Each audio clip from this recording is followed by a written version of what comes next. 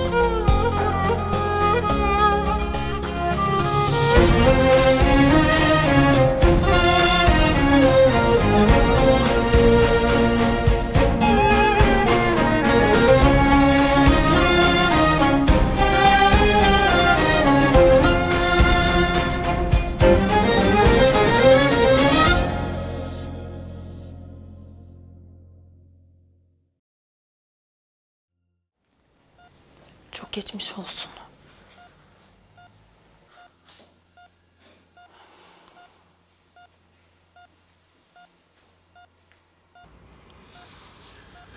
Sağ olun, teşekkür ederim. Lütfen yormayın kendinizi. Doktorlar görmemize izin vermediler normalde ama Elif yine de sizi görmeden gitmek istemedi. Sana bir şey olacak diye çok korktum Yusuf amca.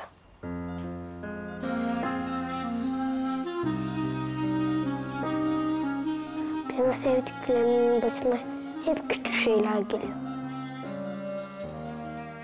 Yine kötü şeyler olacak diye çok korktum. Bana hep güçlü ol, cesur ol, pes etme diyordum, hatırladın mı? Ben de içimden hepsini senin için diledim. Sen ameliyattayken dua ettim iyi olman için. Doktor amca iyi olduğunu söyleyince çok sevindim. Amcamla Zeynep ablam da çok mutlu oldular. Ama en çok ben. Çünkü seni çok seviyorum Yusuf amca.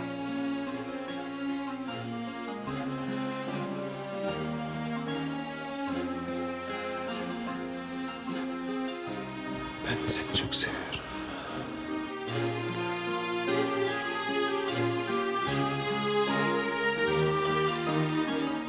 Bizim aklımız başımızdan gitti gerçekten. Hepimiz allak bullak olduk. Burada saatler geçmek bilmedi. Tekrardan geçmiş olsun. Sağ ol.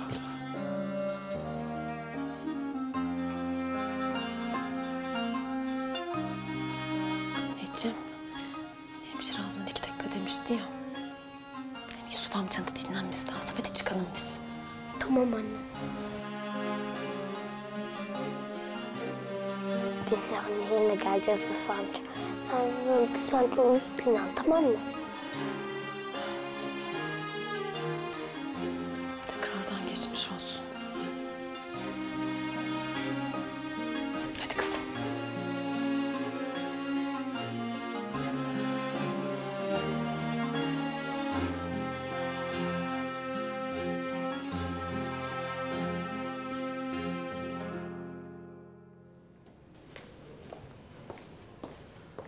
Merhaba. Yusuf Üstün odası.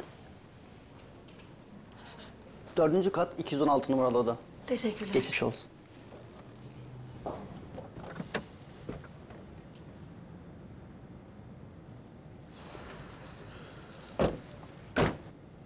Doktor vaziyeti iyi deyince yüreğime su serpildi. Ya kurtaramasalardı? Gencecik daha. Allah korudu vallahi anne. Allah gençliğini acıdı. Öyle kızım, öyle. Neyse ben hiç eve girmeyeyim. Önce Melek ablayı alayım, sonra oradan işe geçerim. Canım açsan bir şeyler hazırlasaydım, yiyip hemen öyle gitseydin. Yok canım, sağ ol. Ben o işi hallederim. Tamam, dikkat et ama olur mu? Hayırlı işler yavrum. Tamam anneciğim, görüşürüz. Hadi Allah'a emanet ol çocuğum. Hadi siz geçin içeri. Tamam çocuğum. geç.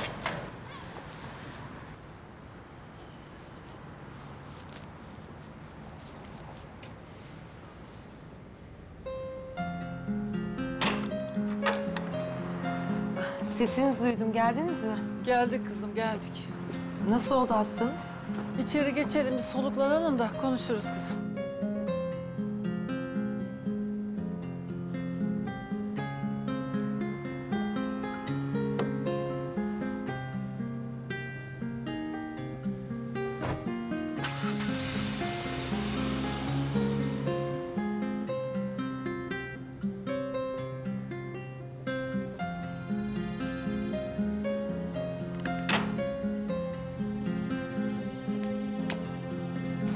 Git bakalım Selim Efendi, git.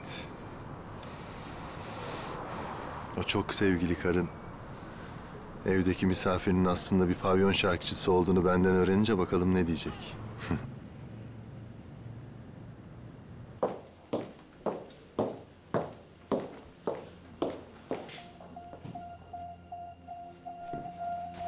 Allah kahretsin.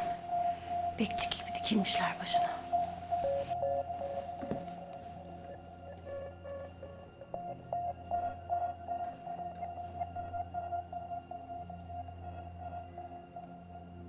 Melek Hanım, nasıl Yusuf'un durumu?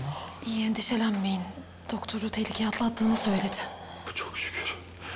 Arabada gelene kadar aklıma bir ton şey geldi. Vallahi biz de çok korktuk. Ama neyse ki ameliyat çok başarılı geçmiş. Hatta kısa bir süre yanına bile girebildik. Evet, Yusuf amcayla konuştum bile. Öyle mi Elif'ciğim? Yusuf amcan seni gördüğü için bayağı mutlu olmuştur. Ya ben de duruşmadaydım. Telefonunuza bakamadım. Mesajı görünce de apar topar geldim. Sağ olun, iyi ki haber verdiniz. Ne demek? Yani biz siz gelene kadar bekleyelim dedik burada. Evet, malum akşam trafiği de. Ona da takılınca biraz geç kaldım. Tekrar çok sağ olun. Rica ederim Orhan Bey. Yani kim olsa aynı şeyi yapardı. Siz artık daha fazla yorulmayın isterseniz. Nasıl gideceksiniz? Selim gelip alacaktı bizi. Ah, çok iyi. O zaman ben size eşlik edeyim. Buyurun. Hadi kızım. Gidiyorlar işte.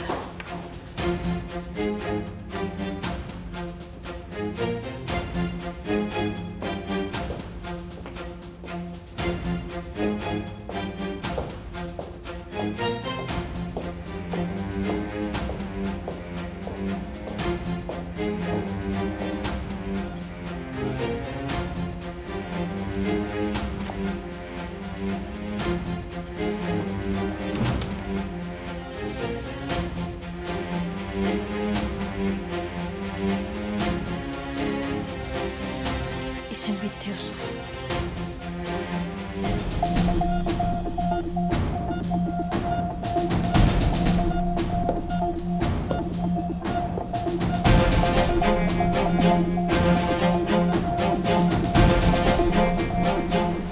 Hayatta kalma çabana hayran kaldım doğrusu.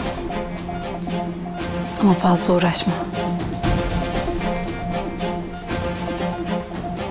Yarım kalan işi ben bitireceğim.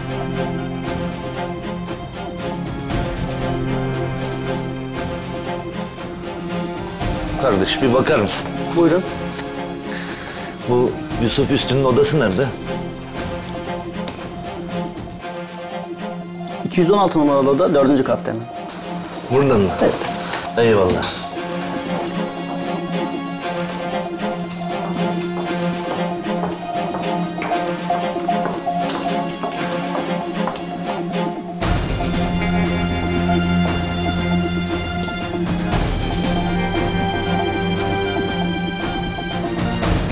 Yolun sonuna geldin.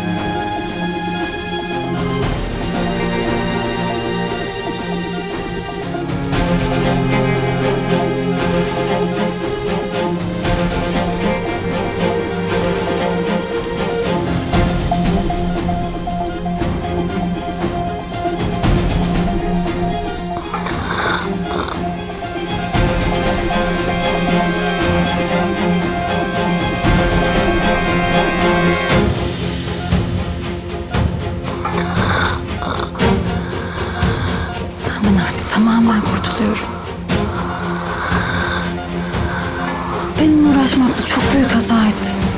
Hem de çok büyük. Şimdi bedelini öde bakalım.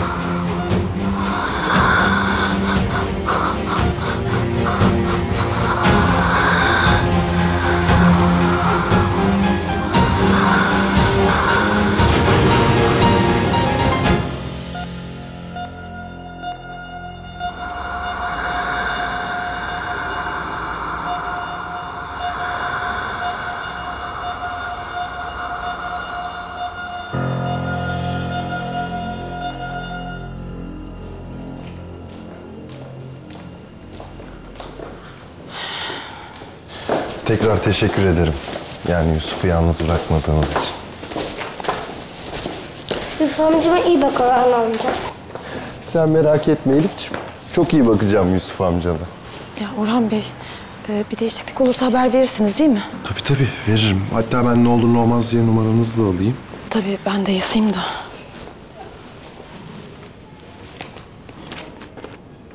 Allah Allah, telefon yok. Yani çantada da değil. Odada unutmuş olmayın. Olabilir. O zaman ben bir çıkıp bakıp geleyim. Ya, durun, biz de sizinle gelelim de tekrardan aşağıya kadar yorulmayın. Peki.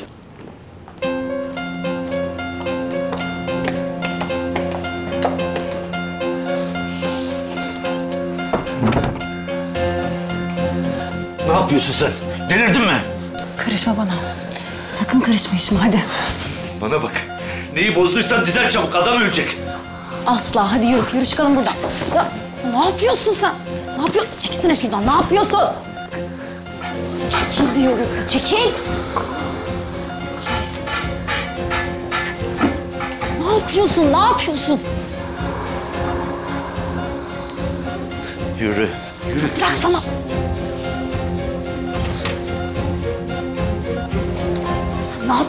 Sen ne yapıyorsun ya? Sen niye benim işime karışıyorsun ya? Sen azılı katil misin be kadın? Adam bıçaklattığın yetmedi. Şimdi bir de canına mı kastediyorsun? Sana ne oluyor ya? Ha? Sen kimin tarafındasın ya? Ha? Sen kimin tarafındasın? Sen benim ortağım değil misin? Sen bu adamdan nefret etmiyor muydun?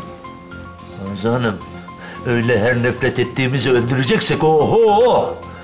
Kaldı ki ben senin iş ortağınım. Pis işlerin ortağı değil. Böyle mi olduk şimdi? Dur, nereye? Cevahir Bey, sizin ne işiniz var burada? Ya ben de yeni geldim zaten. Bu şeye bakıyorum ya. Yusuf Bey. Onun odasını bulamıyorum da. Hangisi?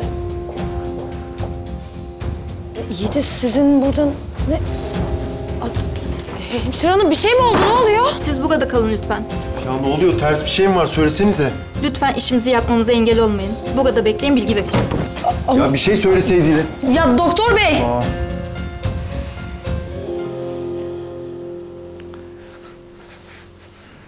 Ulan kadın resmen psikopat çıktı lan. Az daha bütün ihale bize kalıyordu. Nerede lan bu kadın? Ya sen neredesin ya? Neredesin ha? Beni ateşin içine bıraktın. 2 dakikada vurdun. Senin yüzünden güme giden ben oluyordum lan. Sen benim bütün planımı alt üst ettin. Bir de karşıma geçmiş konuşuyor musun? Ben senin başını beladan kurtardım be. Gerçi az daha yanan ben oluyordum ama. Bul orada konuşma şunları. Gel şöyle. Nereye? Gel.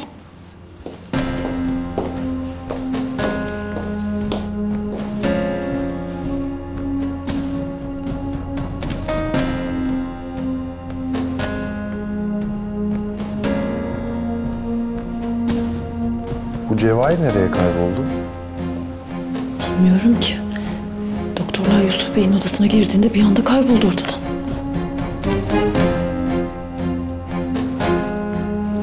Anne, hemşire abla neden bizi odaya sokmadı? Yusuf amcaya kötü bir şey mi oldu yoksa? Hayır anneciğim merak etme. Şimdi doktor amca rahat ilgilensin diye biz burada bekliyoruz.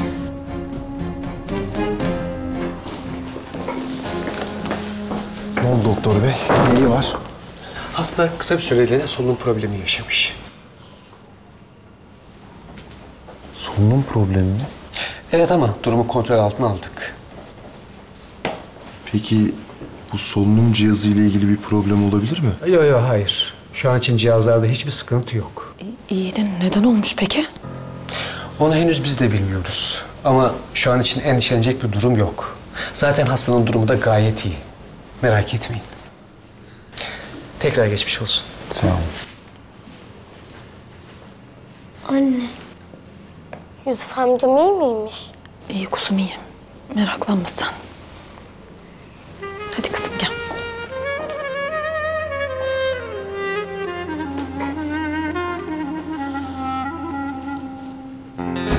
Sen beni sorgulayamazsın, anladın mı? Arzu Hanım, sinirden ne yaptığını bilmiyorsun sen. Hapislerde mi çürümek istiyorsun? Sana ne ya? Hı? Sana ne? Zaten sen gelip her şeyi mahvetmeseydin o gerizekalıyı çoktan öldürmüş olacaktım ben. Hırs bürümüş senin gözünü. Ağzından çıkanı kulağın duymuyor senin ya. Tamam diyelim adamı öldürdün. İçin rahat edebilecek mi? Evet çok rahat edecektim ben. En azından o gerizekalı artık benim önüme taş koyamayacaktı. Senin derdin Yusuf falan değil mi? Sırf Melek Hanım'a arka çıkıyor diye yapıyorsun bunu. Hem bu işten sen de kârlı çıkacaktın. Hı? O dükkanı istemiyor muydun sen? Öyle gelecekse istemiyorum dükkan falan. Demek öyle. Bir anda sütten çıkma ak kaşık oldun. Bak Arzu Hanım, bizim de günahımız vardır elbet. Ama adam öldürecek kadar kafayı yemedim daha. Yok ya, ben seni yanlış tanımışım. Biz seninle yapamayacağız belli ki. Bitirelim gitsin şu ortaklık işini ya. Demek öyle. Bunu ben atölyen için oluk para harcadıktan sonra mı fark ettin acaba? Ha?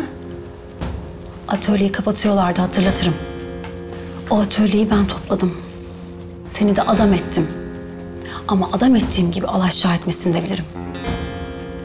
Ben senin yerinde olsam böyle saçma sapan kararlar vermezdim. Kendi ayağımı sıkmazdım Cevahir. Hangi tarafta olduğunu sakın unutma.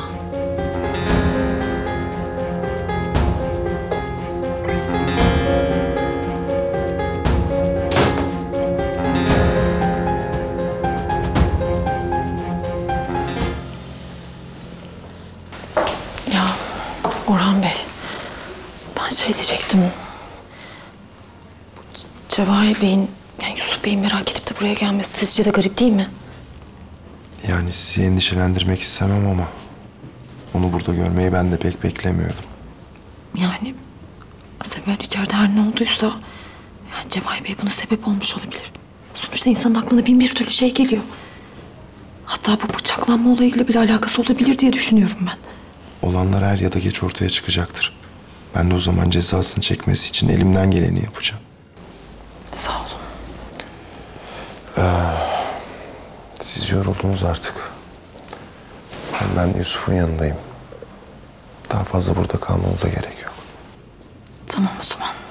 Diğer meseleyi de merak etmeyin. Yusuf'a bunu kim yaptıysa adaletin önünde cezasını çekmesi için elimden geleni yapacağım. Çok sağ olun Orhan Bey. Anneciğim hadi gidelim artık. Anne, Yusuf amcam gerçekten iyi değil mi? Keşke onu gitmeden görebilseydik. Elifciğim, ama burada kalsan da Yusuf amcanı göremezsin ki. Dinlenmesi gerek. Başka bir zaman görürsün, olur mu? Evet anneciğim, şu anda görmem mümkün değil. Hadi gidelim biz artık. Bir gelişme olursa... Hiç merak etmeyin, ben haber veririm. Tekrardan sağ olun. Görüşmek üzere.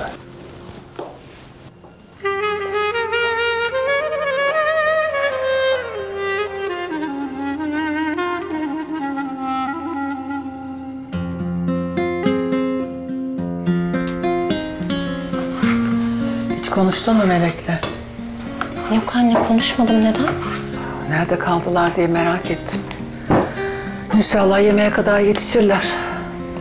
Acıkmışlardır. Kıyamam. Yetişirler anneciğim, merak etme. Orhan Bey çoktan gitmiştir hastaneye. Onlar da çıkmıştır. Elif de hastane köşelerinde perişan oldu yavrum. Bu saate kadar oradalar. Gelirler birazdan anne, merak etme. Yine de aklım kalıyor. Olmadı ayırırız, gelince yerler. Gerçi sizin onlarsız boğazınızdan geçmez. Bitti bu da. Ellerine sağlık kızım.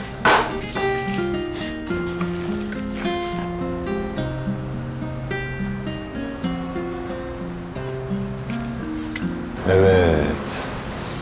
Artık Sitare Hanım'ın gerçek yüzünü göstermenin zamanı geldi, değil mi? Demek karını ayakta uyutursun ha Selim Efendi. Zeynep öğrensin bakalım da aynı çatı altında yaşadığı insanın kim olduğunu. Görelim o zaman büyük aşkınızdan eser kalıyor mu?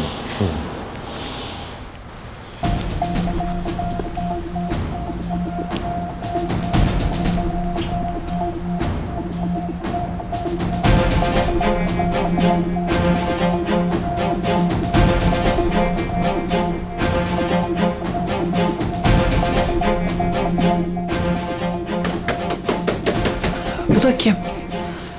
Ben bakarım.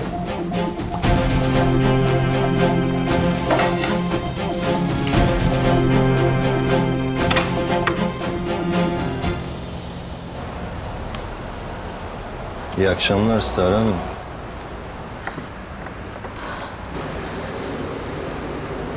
Ne oldu? Beni beklemiyordun galiba, ha? Kızım, sen yoksun diye pavyona gitmiyorum ben be. Sus. Çabuk git buradan, çabuk. Bak hemen atar yapıyorsun. Yapma. Sana bir şey söyleyeyim mi? Sen böyle bile yıldız gibi parlıyorsun yalnız ha. Sahneden farkın yok. Senin ne işin var burada? Beni takip mi ediyorsun? Manyak mısın? Hayırdır? Ne bu öfke böyle, ha? Kes sesini. Ne yapmaya çalışıyorsun sen? Defol git buradan. Nerede kaldı senin misafirperverliğin, ha? Mayroz'da el üstünde tutardın beni. Ne oldu, ha? Üf ya of. Git diyorum sana, git. Gideceğim. Söyleyeceklerim var. Onları söyleyeyim. Gideceğim. Gözünü seveyim, git. Neden laftan anlamıyorsun? Star.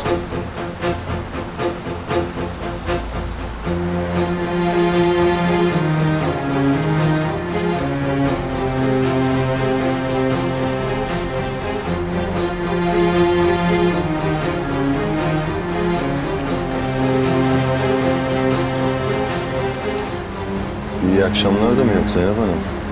Ne işin var senin burada? Bak şimdi. Misafirin yanında böyle tavırlar yakışık oluyor mu Zeynep? Ne saçmalıyorsun sen ya? Ne istiyorsun bizden?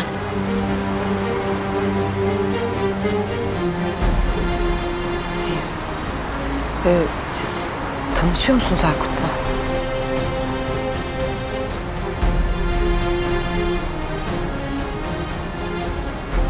Maalesef evet de. Siz nereden tanışıyorsunuz?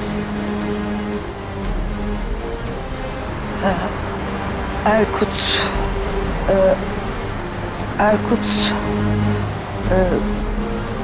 benim kocamın kardeşi. Kocanın kardeşi mi? Evet. O göndermiş, o takmış peşime.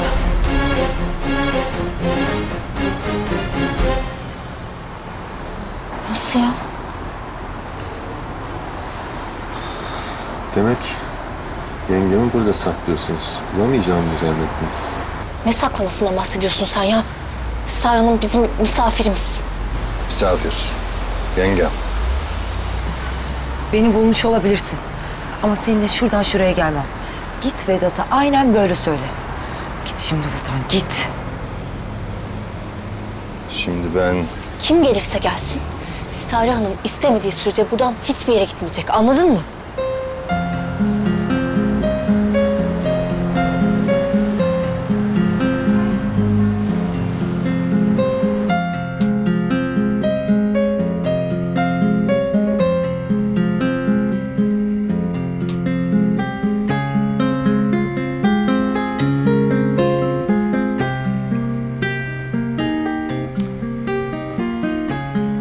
Hay Allah.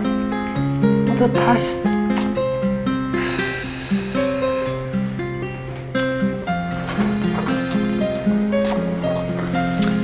Hay Allah, nerede kaldı bunlar?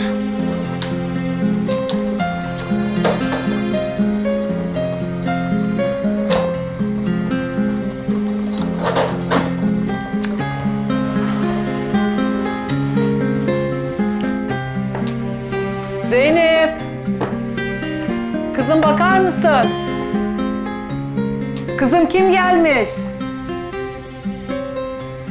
Zorbalıkla bir yere varacağını sanıyorsan yanılıyorsun.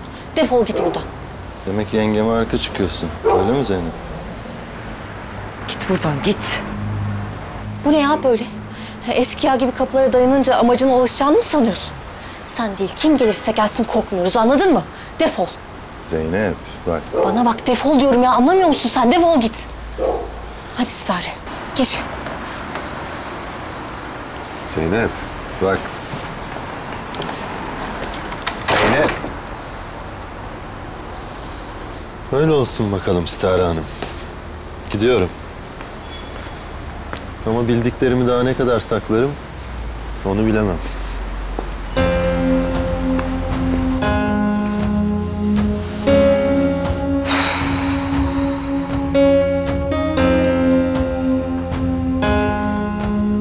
Endişelenmeyin artık, olur mu? Hiçbir şey yapamaz size, merak etmeyin. Ben onu karşımda görünce çok korktum. Ne yapacağımı bilemedim. Korkmayın, korkmayın. Geçti artık. Ben sana çok teşekkür ederim Zeynep. Ben bir şey yapmadım ki. Olur mu? Beni çok zor bir durumdan kurtardın. Şu an iyiysem, güvendeysem senin sayende. Sen olmasaydın ne yapardım? Merak etmeyin. Burada size hiç kimse hiçbir şey yapamaz. Rahat olun, oldu mu? Annem merak etmiştir. Hadi gidelim mutfağa.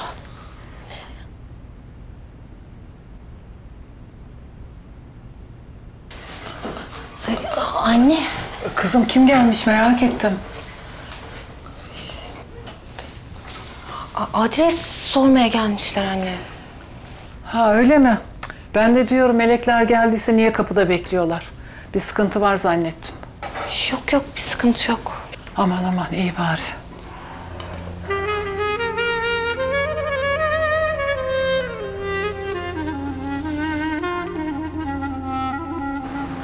Vay. Kadın dayanışması ha? Yalnız Stare'ye bak. Yalanla dolanla nasıl da sağlamlaştırmış yerini. Dur bakalım Zeynep senin kim olduğunu bir öğrensin de bir dakika tutacak mı orada? Yalan rüzgarı gibi yemin ediyorum. Anlaşıldı. Daha çok eğleneceğiz, çok. Köfteler de bitmek üzere. Bir pişmesi kaldı. Anne hadi bırak sen artık, dinlen, çok yoruldun. Olur mu kızım? Yapıyorum işte. Anne tamam, ben hallederim gerisini. Peki o zaman. Bir şey lazım olursa seslenirsiniz, tamam mı? Tamam. Hay Allah, burası da kalabalık. Neyse ben içeride yıkarım ellerimi.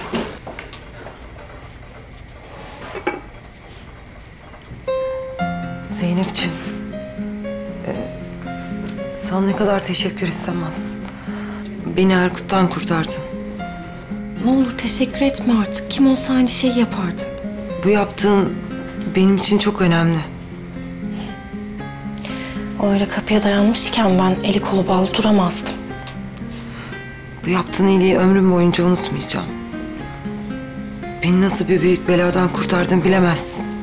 Kimse kimseye zorla bir şey yaptıramaz. Yani böyle bir şeye ne ben ne de ailem müsaade edemeyiz. Gerçi söz konusu Erkut'sa başınız pek de beladan kurtulmuş sayılmaz. Biliyorsunuz değil mi? Biliyorum. Bilmez miyim? Zeynep, nasıl oluyor da sen ve Erkut, yani nasıl tanıştınız? Uzun bir hikaye. Anlatmak istersen ben dinlerim.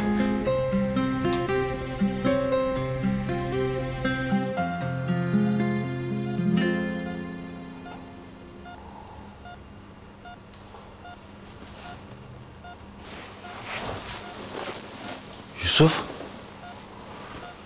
Yusuf iyi misin?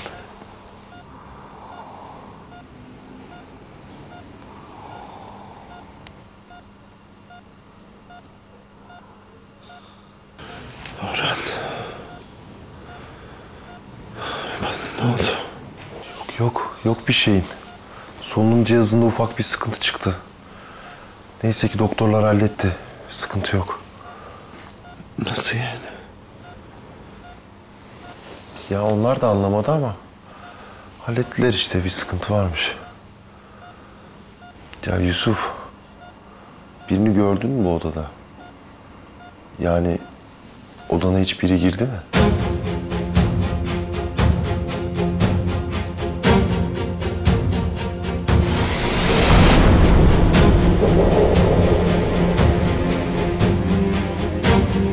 Hayatta kalma çabana hayran kaldım doğrusu. Ama fazla uğraşma. Yarım kalan işi ben bitireceğim.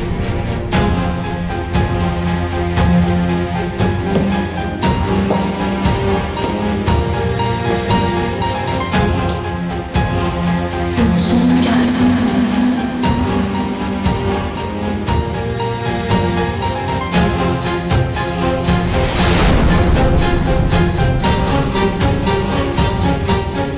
Yusuf, sana soruyorum, hatırlıyor musun? Anımsıyorum. Sanki biri içeri girmişti. Kimdi? Bir kadın. Bir kadın mı? Yani net hatırlamıyorum ama bir kadındı sen de. Ya iyice zorla kendini. Hatırlamıyor musun? Hadi Yusuf. Hatırlamaya çalış.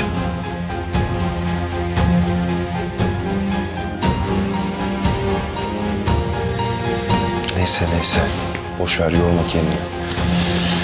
Sen iyisin ya. Önemli olan o.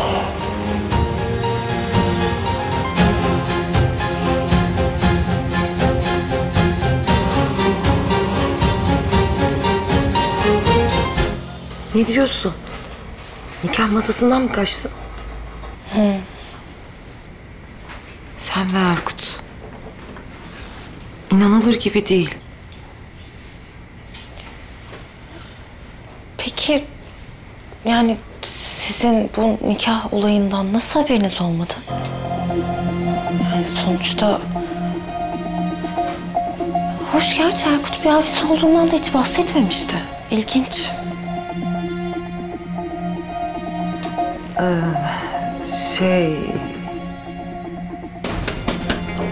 Elifler geldi galiba. Ben açarım.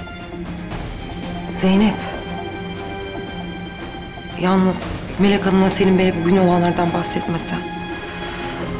Ben çok utanıyorum. Tamam. Sağ ol.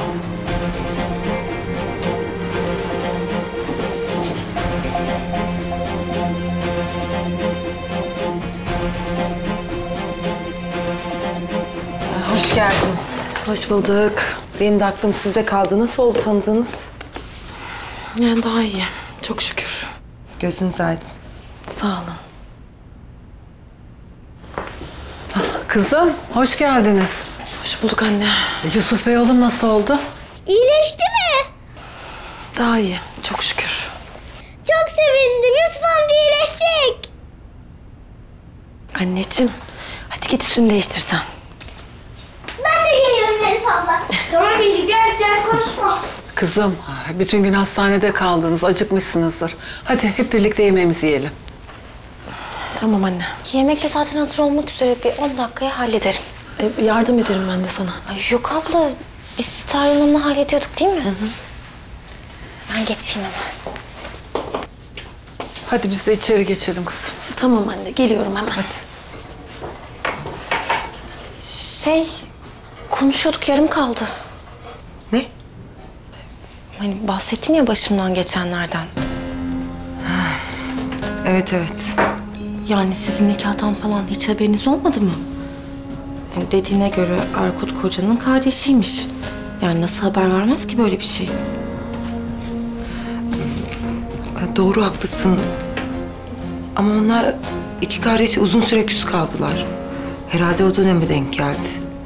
Vedat da keçi inadı vardır. Bir şeyi tutturdum, kardeş dinlemez. olay da eften püften bir şey. Bu memlekette bir arazi mi ne varmış? Oradaki araziyi paylaşamayınca, gırtlak gırtlağa gelince konuşmamak en iyisi dediler. Demek ondan haberiniz olmadı.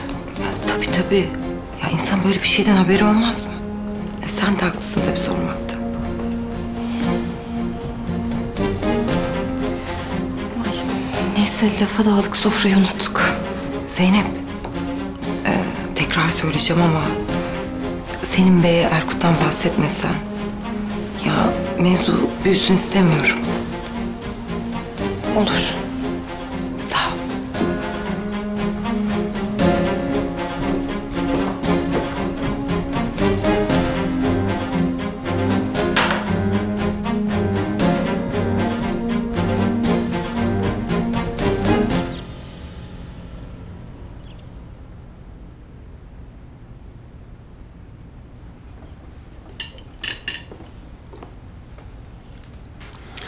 Hadi kızım sen de otur.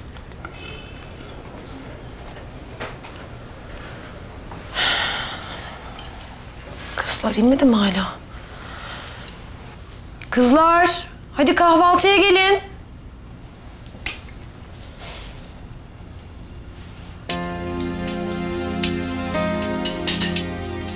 Ya ben aslında size bir şey söyleyeceğim ama... Ne oldu kızım? Ya daha önceden söylemem gerekiyordu bunu, biliyorum. Ama Yusuf Bey'i apar topar hastaneye kaldırınca söyleyemedim. Zaten başımızda bin bir türlü telaş vardı.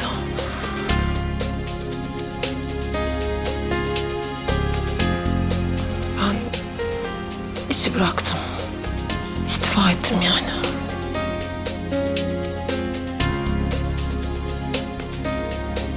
Neden diye sormama gerek yok sanırım. Arzu yüzünden değil mi? Bir şey mi yaptı abla sana? Belliydi zaten böyle olacağı. Ne oldu, ne yaptı yine? Yaptı işte bir şeyler. Bence şimdi bunu konuşup hiç canımızı sıkmayalım. Durur mu o musibet? Seni ustabaşılığından da almadı mı? Çok bile dayandın kızım. Anne, ustabaşı olup olmamak umurumda değil. Ama o bakışları, uslubu... En hayırlısı olmuş, boş ver. İyi mi oldu, kötü mü oldu ben de bilmiyorum ki. Ama o kadar tazminatı nasıl ödeyeceğim ben? Ne yapacağım? Yani her şey bir anda gelişti. Ben çok üzgünüm biliyorum. Size de sormam gerekirdi.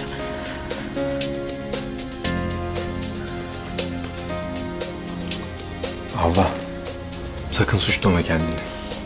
Geç bile kaldın bu kararı almakta. Evet abla, ne olursa olsun doğru kararı verdin. Ya ben senin yerinde olsam ben de öyle yapardım. Gerçekten bak, moral vermek için söylemiyorum. O dediğiniz kadın kim bilmiyorum ama... Bence bu dünyaya bir kere geliyoruz. Bir kere. Neden bize hayatı dar eden insanların kahrını çekelim ki? Biz başkaları için değil, kendimiz için yaşamalıyız. Bence de en doğrusunu yapmışsın. Sakın üzülmeyin. Ya ne güzel dedin kızım. Her şey olacağına varır. Gün doğmadan neler doğar. Allah'ın izniyle bir şekilde o parayı bulur buluştururuz kızım. Yeter ki sen kendini üzme. Yine nasıl bulacağız anne? Ya hiç kolay değil. Gerçekten hiç kolay değil. Asıl senin yaşadığın şeyler hiç kolay değil abla. Eğer sen orada çalışmaya devam etseydin daha zor günler seni bekliyor olacaktı. İşler iyice içinden çıkılmaz bir hal alacaktı. İnan bak, böylesi daha iyi oldu. Ya, bulur hallederiz abla bir şekilde. Ya senden değerli mi?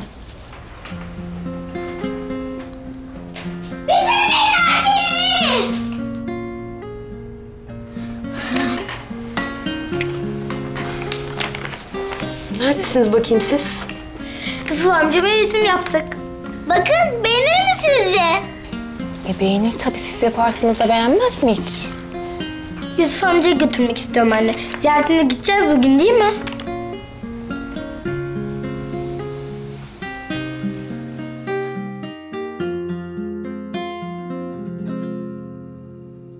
Evet avukat bey.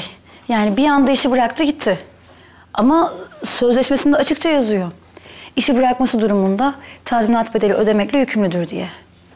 Ne yapmamızı önerirsiniz? Sözleşmesine aykırı hareket ettiği için elimiz son derece güçlü Arzu Hanım. Eğer tazminatını ödemeye yanaşmazsa ya da ödeyemezse hapis cezası bile söz konusu olabilir. Bu güzel haber işte. Kanunlar bizden yana. İçiniz rahat olsun. Peki o halde davayı hiç vakit kaybetmeden açalım o zaman. Sonuçta işten ayrılıp atölyeyi mağdur etti, değil mi? Tamamdır Arzu Hanım. İşlemlere başlıyorum öyleyse. İyi günler.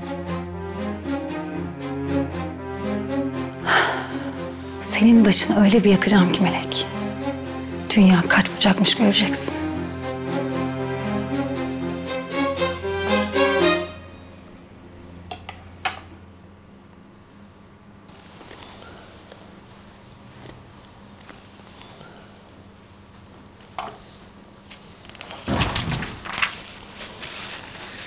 Ha Leyla. Ya Yusuf ne yapıyorsun? Al şu yastığı arkana. Senin böyle ani hareketler yapmaman lazım. Hoş geldiniz. Siz tanışıyor muydunuz? Yo. Orhan benim çok eski bir dostum. Leyla da çocukluk arkadaşım. Memnun oldum. Ben de. Nasılsın Yusuf? Daha iyi misin? Yani daha iyi sayılırım. Çok geçmiş olsun. Ben dün de geldim ziyaretine ama başın kalabalıktı. Hem yorgunsundur diye girip rahatsız etmek istemedim. Sağ ol Leyla. Var mı bir gelişme? Kim yapmış olabilir? Bilmiyorum. Yani daha bir şüpheli yok. Ama soruşturma açılacak tabii. Hele bir Yusuf iyi olsun da gerisi kolay. Çok merak ettim seni Yusuf. Gerçi doktorlar ameliyatının başarılı geçtiğini söyledi ama yine de içim rahat etmedi. Düşünmekten bütün gece uyuyamadım. Yani merak ettim bir şey olacak diye. Sağ ol Leyla, eksik olma. Ah zaman vurur geçer yüzüme, acısı kalır gözlerimde. Gurur yakar, içim kor olsa da dilim susar sözlerimle. Dağıtır ayırır bizi kader, uzak bana yasaklı yüzün. Çoğalıp büyüyor içimde keder.